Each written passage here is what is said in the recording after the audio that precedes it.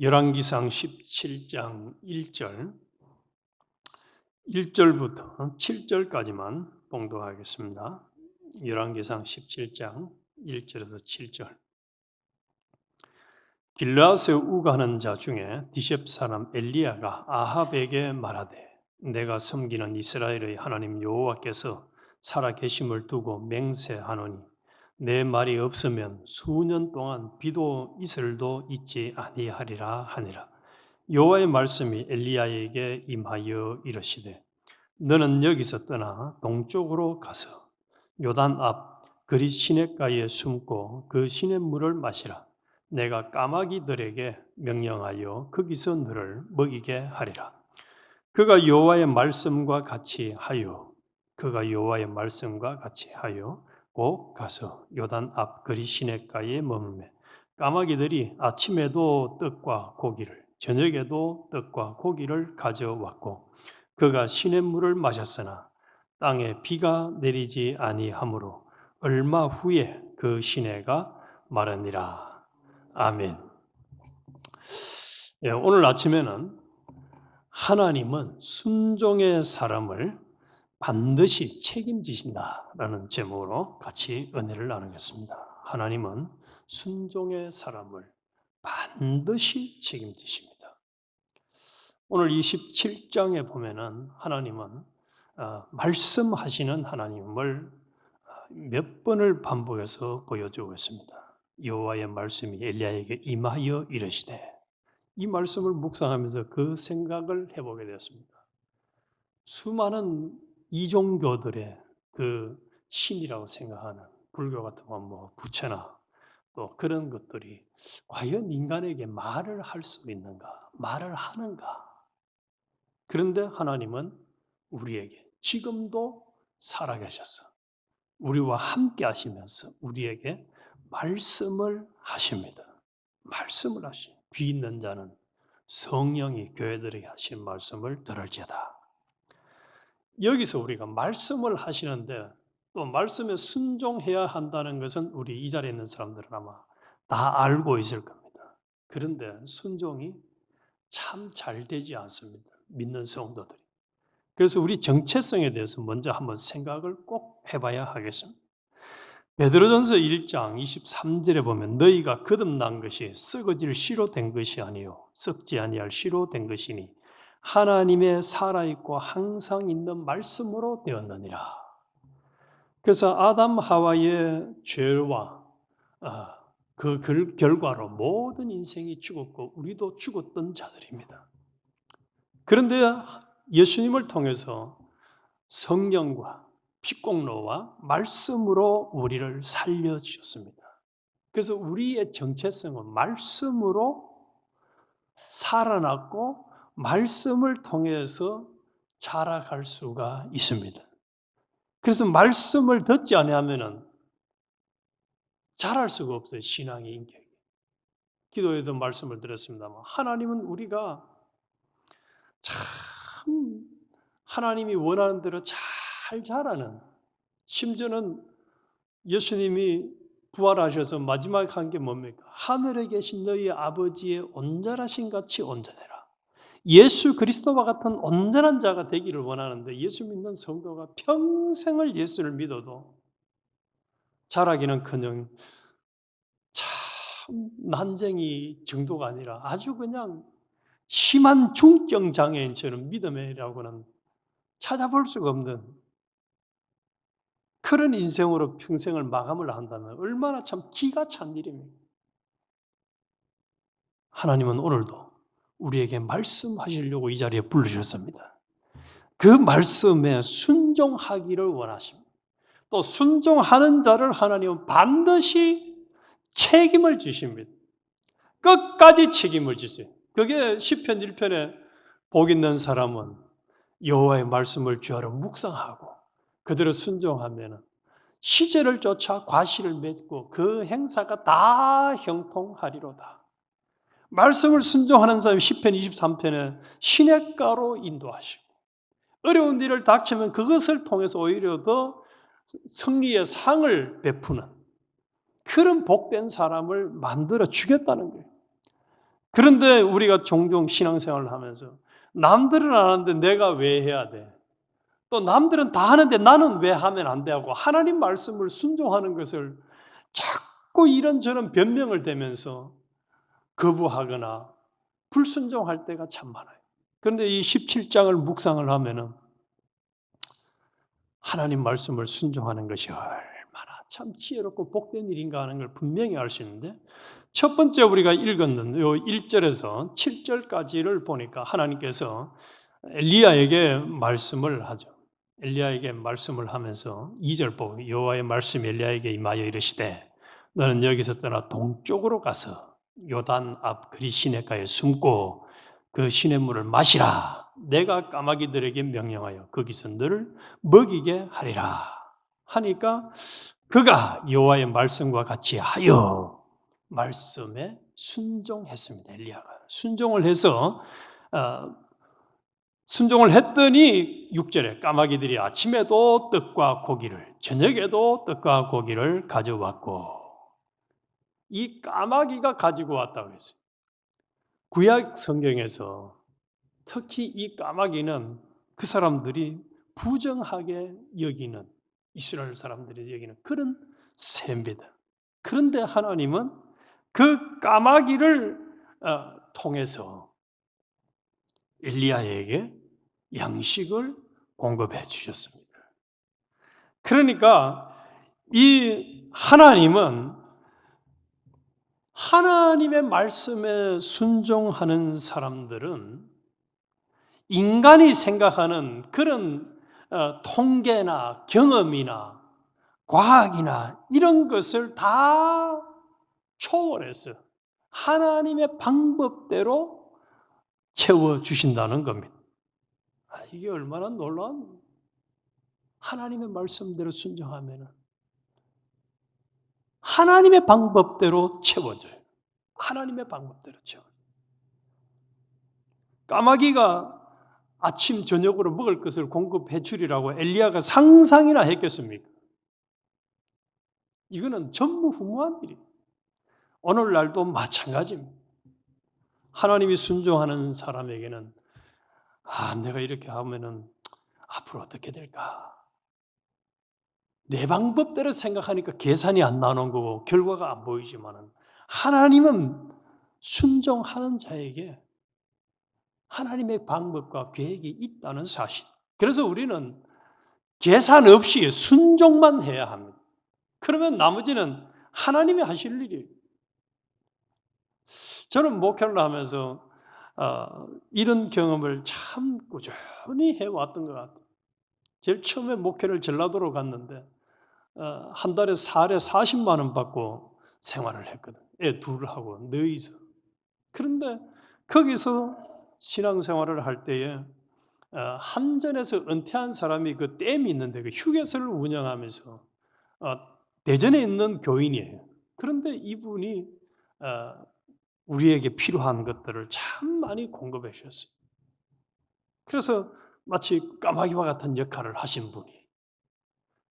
그리고 휴게소는 이제 그만두고 그분은 가셨는데 우리 있을 때는 계속 있었고요. 그 이후에도 목회를 하면서 필요할 때마다 하나님이 필요한 것을 공급해 주시는 것을 경험을 많이 했어요. 자, 우리 첫 번째, 하나님이 명령하면은 엘리야처럼 이해가 안 돼도 아멘 하고 그대로 순종하는 사람.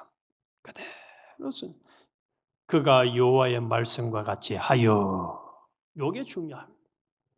더하기 빼기 하지 말고 하나님 말씀하는 그대로 순종할 때에 특별한 하나님의 경험을 역사할 수 있다는 사실입니다. 그래서 노아가 120년간을 하나님 말씀대로 순종했더니 어떤 결과를 맞이했습니까? 모든 사람들은 홍수로 다 전멸을 하는데 구원함을 받는 놀라운 역사를 경험을 했습니다. 순종하는 사람이 결코 바보가 아닙니다. 자, 두 번째 8절부터 이 16절까지는 믿음의 순종은 기적의 문을 연다는 사실입니다. 이게 사르밧 과부가 등장합니다. 9절. 다시 이제 6절에 8절에 여호와의 말씀이 엘리야에게 임하여 이르시되 너는 일어나 시돈에 속한 사르밧으로 가서 거기 머물라. 내가 그곳 과부에게 명령하여 내게 음식을 주게 하였느니라. 그래서 사르밧 과부에게 가라고 명령을 또 하십니다. 자, 우리 오늘 아침에 꼭 기억할 것은 하나님은 말씀하시는 하나님이라는 사실. 또 엘리야에게 사르밧 과부에게 가라 명령을 합니다. 그래서 10절에 그가 일어나 사르밧으로 가서 성문에 이를 때에 한 과부가 그곳에서 나뭇가지를 줍는지라. 그러니까 엘리야가 뭐 청컨대 그릇에 물을 조금 가져다가 내게 마시게 하라.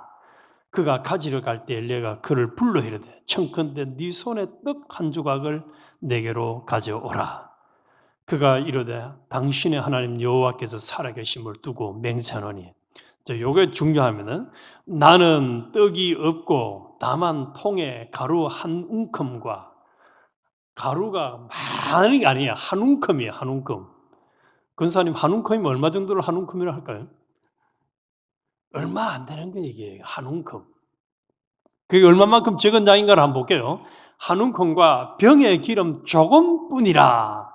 넉넉하지 않다는 얘기죠. 넉넉하지 않아요. 조금밖에 없습니다. 왜요? 그때는 이미 감으로서 양식들이 많지 않은 시절이에요. 내가 나뭇가지 둘을 주워다가 나와 내 아들을 위하여 음식을 만들어 먹고 그 후에 죽으리라. 요즘 우리 주변에 있는 홈리스 정도 아마 양식을 가진 사람이 아닌가 싶은 생각이 들어요. 이거 조금 있는 거 가지고 먹고 죽으려고 하는데 뭘 나한테 떡을 달려고 하느냐라는 사실은 반문이죠. 엘리야가 그에게 이르되 두려워하지 말고 가서 네 말대로 하려니와 먼저 네 말대로 떡을 만들어서 네 자식하고 먹고 죽기는 하겠지만은 그러나 먼저 그것으로 나를 위하여 작은 떡 한 개를 만들어 내게로 가져오고 그 후에 너와 내 아들을 위하여 만들라. 자, 요 엘리야의 요구는 어떻습니까? 과부에게 대해서 아주 배려가 있는 요구입니까? 아니면 도무지 참 해도 너무하다 싶은 요구입니까?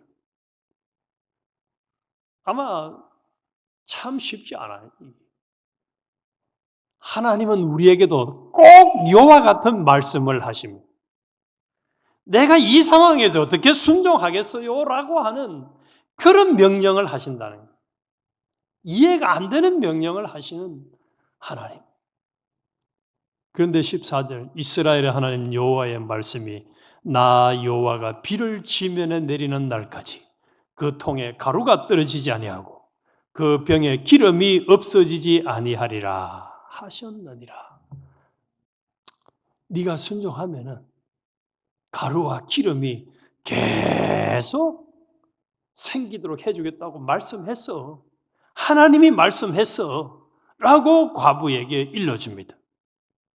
그래서 15절에 그가 가서 엘리야의 말대로 하였더니 그와 엘리야와 그의 식구가 여러 날을 먹었으나 여호와께서 엘리야를 통하여 하신 말씀같이 통에 가루가 떨어지지 아니하고 병에 기름이 없어지지 아니하니라. 아멘. 하나님은 말씀하신 것을 어떻게 하신다고요? 끝까지 책임을 지셨습니다. 한 움큼으로 없어진 게 아니고 그 한 움큼을 가지고 만들어서 엘리야에게 드렸는데 그것으로 인해서 계속 가루와 기름이 생겨졌다는 사실. 안 떨어졌어요. 이게 하나님이 우리에게 교훈하시는. 너 순종해. 그러면은 내가 책임질게. 네가 순종만 해. 책임질게. 그래서 하나님 말씀대로 순종하는 사람들을 보면 옆에서 보면은 참 무모합니다. 무모해. 너무 무모해요. 이해가 안 돼. 상식 이하의 사람인 게 아니라 좀 미친 사람처럼 보일 수가 있어요. 그렇잖아요. 과부가 둘이 묻고 죽고 이제 끝내려고 하는데 생을 마감하려고 하는데 그거 나한테 먼저 좀 가져와. 우리 하나님은 말씀하시는 것의 때로는 이해가 안 됩니다.